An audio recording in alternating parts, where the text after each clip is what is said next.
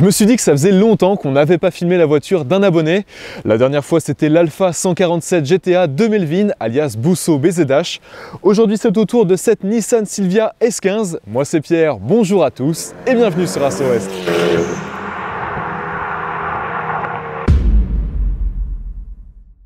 Les Lorientais connaissent bien cette voiture, cette Nissan Silvia S15, car elle appartient à Vince. Salut Vince. Salut Pierre. Alors tu es l'administrateur du groupe Facebook Brest JDM et Silvia S15 France. Alors raconte-moi un petit peu tout sur cette voiture, depuis quand tu la possèdes et d'où vient-elle? C'est une voiture que je possède depuis 2010, donc okay. Une dizaine d'années. Et elle a fait un transit, elle vient du Japon. Et elle a fait un transit en Angleterre pendant un an dans un garage. D'accord. Où elle est restée pendant un an. Les propriétaires l'ont racheté, lui ont refait une peinture complète, blanc nacré d'origine. Et moi je l'ai racheté à peu près un an après, homologué. Et j'imagine que depuis cette dizaine d'années, tu as apporté quelques modifications esthétiques, ça se voit d'ailleurs? J'en ai apporté quelques-unes. J'ai fait donc, la lame avant noire de Honda Integra Type R JDM, okay. Les jantes SSR SP1 en 18 pouces, les rajouts de pare-choc arrière, les feux arrière 78 Works à LED qui sont tout récents. Et les rajouts à l'arrière des pare-chocs, c'est l'Aéro 2, c'est ça? Voilà, c'est ce que certains appellent l'Aéro 2, parce que celle-ci c'est une S15 Spec R Aéro. Okay. Donc le kit aéro comprend d'origine les bas de caisse et ailerons dessinés par Nismo. D'accord.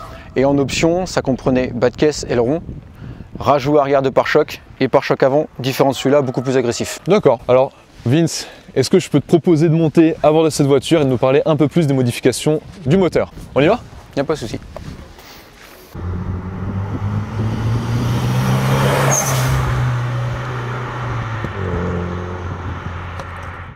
Alors Vince, nous voici à bord de ta Silvia S15. Ça faisait un petit moment qu'on voulait la filmer et je suis vraiment content de réaliser cet essai.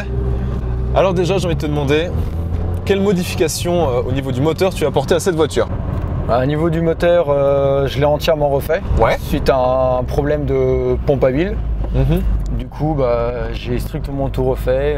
C'est-à-dire? En fait, à cause d'une fuite de pompe à huile, j'ai fait un coussinet de bielle. Ok. Donc bielle morte, vilebrequin mort. Ok, donc nouveau moteur quoi. Donc nouveau moteur, je suis reparti sur piston, bielle forgée, vilebrequin neuf, arbre à cam stage 1, embrayage renforcé, pompe à huile, chaîne, tout, tout neuf. Le moteur est reparti à 0 km en comptant. Il y a pas loin de 5000 € rien qu'en pièce moteur et il n'est pas fini parce qu'il sort, il n'est pas reprogrammé. Donc, tu comptes le faire? Je compte le faire, mais j'ai gardé, j'en ai pour un petit billet quand même encore. C'est-à-dire combien à peu près? J'ai estimé à 3000 € encore de pièces moteur. Donc là, t'en es pour 5000, donc plus 3000, ça ferait 8 quoi. Voilà, à peu près, j'ai estimé à peu près à 8000 €, enfin à 3000 € ce qu'il me faudrait en plus pour qu'elle atteigne la puissance que je voudrais. Et tu voudrais quoi comme puissance? Vu que c'est une voiture que je roule, qui roule quand même assez en ville ou autre, 350 chevaux c'est déjà pas mal. 350, 360. Avec les modifications apportées, elle est autour des combien? En estimation, on pense vers les 280 à 300. Ok. En estimation. Donc, de base, elle est à 250. De base 250. D'accord. Pour la version turbo de la S15, donc tu as gagné quand même entre 30 et 50 chevaux quoi. J'ai gagné un peu. C'est l'avantage des versions en turbo, c'est que c'est très facile. Et tu le ressens au niveau de la conduite? Je le ressens, oui, disons que je suis tellement habitué maintenant que... Oui, ça fait une dizaine d'années. Je suis tellement habitué à la voiture que maintenant, je trouve même qu'elle est molle par moment. Mais non, sinon, ça marche. Ça marche quand même, mais c'est pas non plus un foot de guerre. Je sais que contre certaines voitures, j'irai pas m'amuser à jouer parce que c'est foutu d'avance.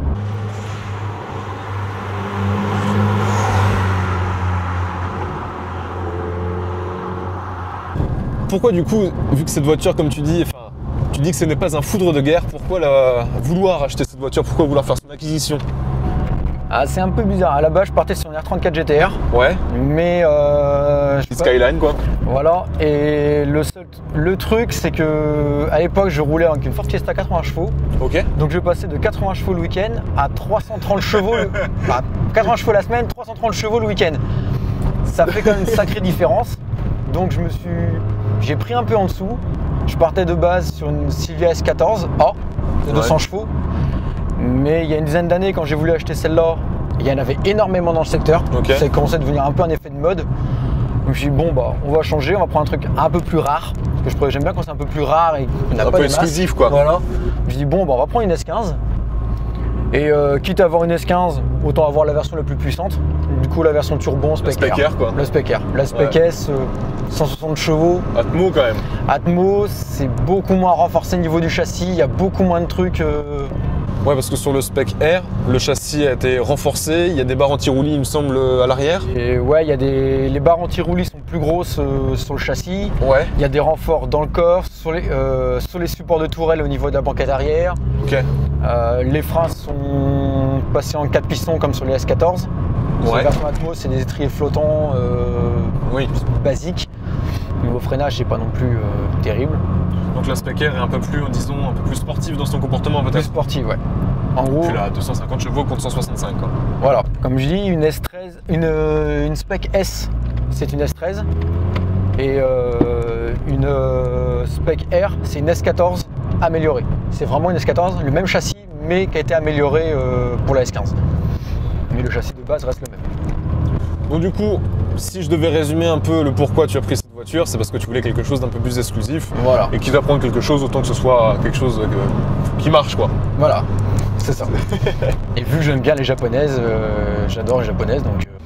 Et en parlant de japonaises justement, dans le coin ici, il y a beaucoup de rassemblements japonais comme le JDM. Oui. Est-ce que tu peux me parler un petit peu de l'ambiance, car j'en ai vraiment entendu parler. L'ambiance, c'est vraiment un rasso passionné. Ouais. C'est-à-dire que moi, comme j'ai eu la réflexion à mon rasso vendredi soir, j'ai pris une Civic en photo, on m'a dit pourquoi tu la prends, elle est d'origine et tout.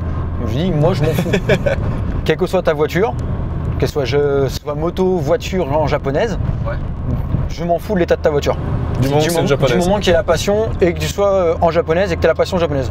Donc c'est un rasso qui existe depuis déjà plus de 10 ans. Oui, même une quinzaine d'années. Revenons un peu à ta voiture. La conduite à droite, ça te fait pas bizarre? C'était un peu bizarre. Ouais. Avant même de l'acheter, je regardais des vidéos sur internet ou autre. Pas pour savoir le poste de pilotage, mais déjà pour me dire est-ce que les pédales sont inversées? Parce qu'on m'a posé la question il y a un peu de temps. Ouais. Je me suis dit c'est inversé, est-ce qu'ils ont changé les pédales? Je regardais des vidéos, mais au final c'est pareil. Même pédale, ouais. Voilà, c'est pareil. Mais réellement, il faut pas plus de 5 minutes. Bon, on a tendance un peu, par exemple, à se décaler plus sur la gauche pour se mettre en face des conducteurs d'en face. Ouais. Donc on se décale un peu au début, mais franchement, il faut réellement pas plus de 5 minutes. Donc au final, on s'y fait très bien. On s'y fait très vite et à force, je préfère même rouler à droite, conduire à droite qu'à gauche. Je passe de l'un à l'autre, mais je préfère. Tu passes de l'un à l'autre, donc du coup, ça veut dire que tu as plusieurs voitures. J'ai plusieurs voitures. T'as quoi? En voiture tous les jours, j'ai une Lexus GS 300 en moteur V6. Sympa. Qui est en conduite à droite. Ouais. Et juste avant celle-ci, j'avais une Lexus IS 200 Sport, Pack Sport, en conduite à gauche. On reste voilà, je peux chez passer, les japonaises. Quoi. Voilà, que en japonaise, il n'y a que ma première voiture qui était une Ford et c'est tout. Je reste vraiment, je peux conduire en fait droite-gauche, je m'en fous. Pour moi, il n'y a aucun problème. Depuis tout à l'heure, là, je le ressens un petit peu. T'as pas modifié les suspensions? Non, j'ai une suspension d'origine, mais je suis en ressort court. C'était d'origine quand j'ai acheté la voiture. D'accord. Mais oui, les suspensions sont fermes. Elles sont fermes, hein. On sent bien, on lit la route. Voilà, c'est ferme. Les fesses sont en train de lire la route, là. Ouais.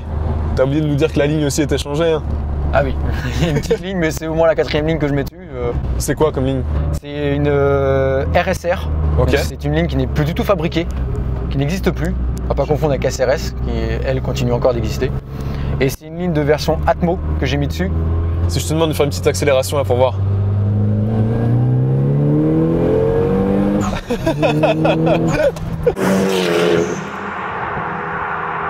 Bah voilà.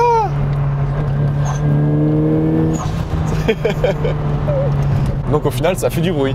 Ça chante quand même. Bah oui, parce que depuis tout à l'heure là on est en train gentiment de se balader mais... Voilà, en fait j'ai pris une ligne d'Atmo parce que les lignes d'Atmo sont ont un diamètre plus fin que celle de turbo qui permet de garder du couple. Plus la ligne est grosse, plus je vais perdre en couple, donc c'est pas vraiment ce qui m'intéresse. Non, mais là, ça reste quand même plus elle répond quand même la voiture. Voilà, elle répond. Même si elle a maintenant énormément de lag.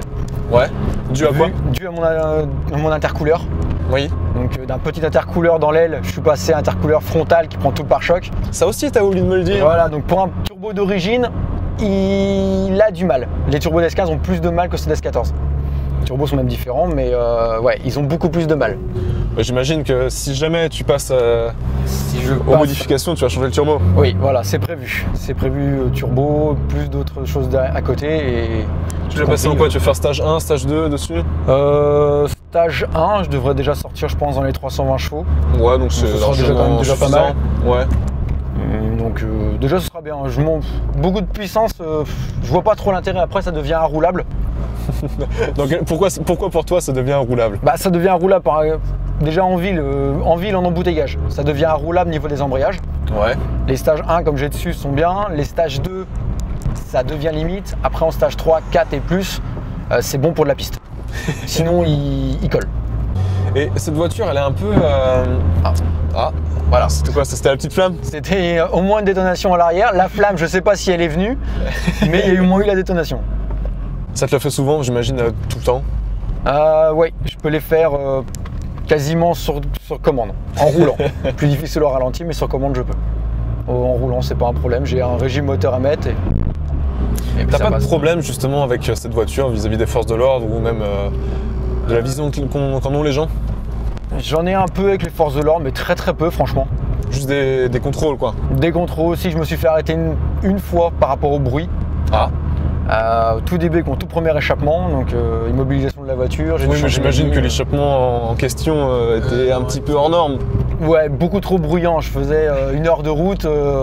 C'était un sondage, j'avais les oreilles qui bourdonnaient. J'ai fait non, c'est impossible. Je peux pas garder ça. Donc Vince, on a souvent dû te le dire, cette voiture elle a un peu été rendue célèbre avec le film Fast and Furious Tokyo Drift. Oui. Est-ce que tu fais du drift? Non, je fais absolument pas de drift avec. Ouais. Je la lance par moment, mais c'est vraiment des petits... Est-ce que c'est presque involontaire? C'est souvent involontaire quelque part, oui. C'est pas... c'est pas du tout voulu. Quand je veux, elle veut pas et... Quand tu veux pas, elle veut. C'est ça, bah ça fait souvent bizarre. Donc non, t'as jamais voulu, t'as jamais essayé? Non, j'ai jamais voulu essayer parce que je me suis dit si je me rate, vu que j'ai jamais fait, si je me rate, la moindre pièce, surtout carrosserie, va commencer à coûter un peu cher. Bah, c'est des voitures qui commencent à prendre de la cote, quoi. Voilà, donc c'est pas la peine. Il n'y a pas assez pour avoir des pièces facilement et pas cher. Donc carrosserie, c'est pas la peine. Et t'as jamais voulu faire de la piste avec? Je me suis dit, ouais, je me suis déjà dit ça, vouloir en faire. J'aurais 1 ou 2 modifs à faire dessus pour être sûr. Comme quoi? Par exemple, déjà un carter cloisonné. Ouais. Ça, c'est le minimum déjà. Mais j'ai jamais vraiment fait pareil de peur de l'abîmer ou autre. Pourtant, tu tiens à cette voiture. Voilà, pourtant c'est pas faute des fois de faire l'andouille dans les routes sinueuses. C'est pas faute de faire l'andouille. Mais sur piste, je sais pas, j'ai jamais toujours eu un ressenti. Pourtant, ce serait peut-être mieux. Bah, si jamais tu changes d'avis, je connais un circuit, l'Oyac, hein. Si tu veux faire un petit coucou un jour. Ouais, j'y ai pensé des fois quand il y avait là-bas. Non, mais en tout cas, ouais, une voiture très très sympa. L'intérieur, il est dans son jus, mais il vieillit bien, je trouve. Ça vieillit bien, c'est dans le japonais, ça vieillit très très bien. Ouais.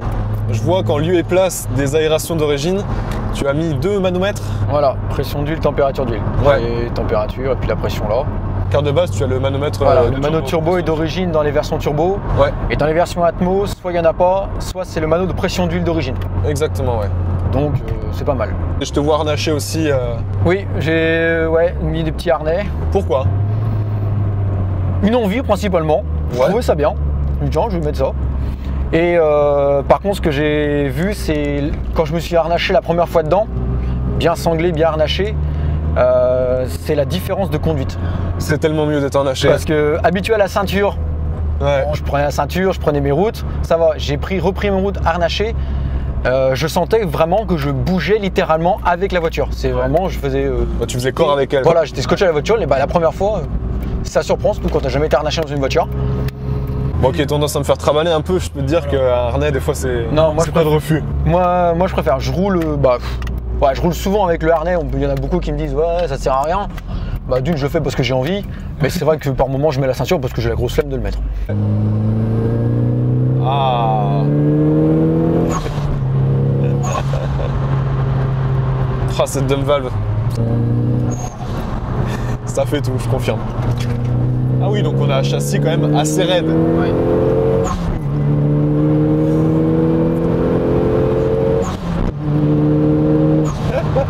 Et une ligne très très très présente. C'est une voie d'accès, ça, Vince? Non. Ah bon?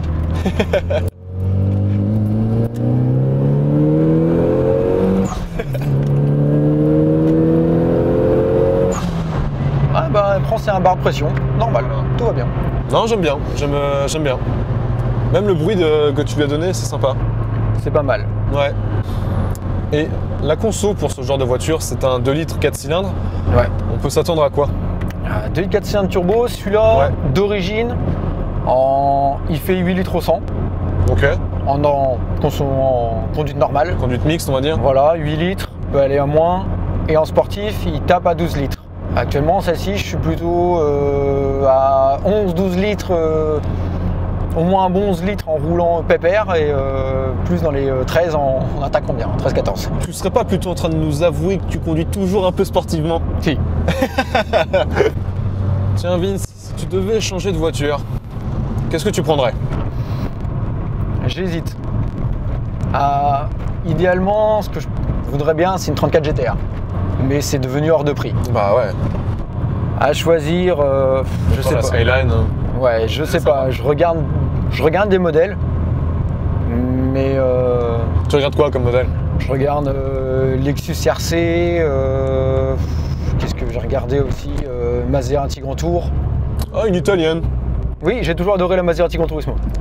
Et en termes de prix, elle revient quand même moins cher qu'une 34 GTR. Peut-être un peu moins fiable aussi. Ah oui, largement fiable, c'est italien. Donc Une italienne, ça brûle. Exactement. Petit coucou à nos amis italiens qui nous regardent. Voilà, c'est ça. Non, à choisir, franchement, je sais pas. Et je sais même pas si un jour je la revendrai. J'y ai pensé, mais non, je pourrais jamais revendre cette voiture. C'est pas possible. Donc en fait là on est dans ton bébé, enfin on est dans ton... Oula, c'est bizarre comme phrase. C'est ça, en fait, c'est une voiture que j'aime tellement, même si c'est pas... Des fois c'est une merdeuse niveau pièces ou autre, ouais, c'est ça. Je peux pas m'en séparer.